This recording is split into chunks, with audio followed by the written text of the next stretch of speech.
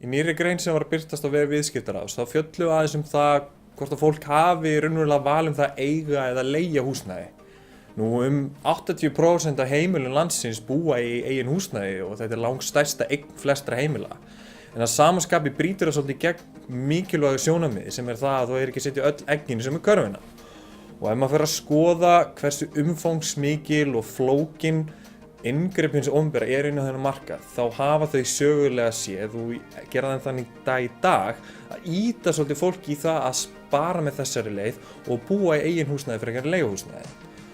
Og það sem við erum að benda á það það að kerfið þyrfti að vera miklu einfaldara, það væri hyggilegra að draga úr opinberu inngripunum og kannski búa til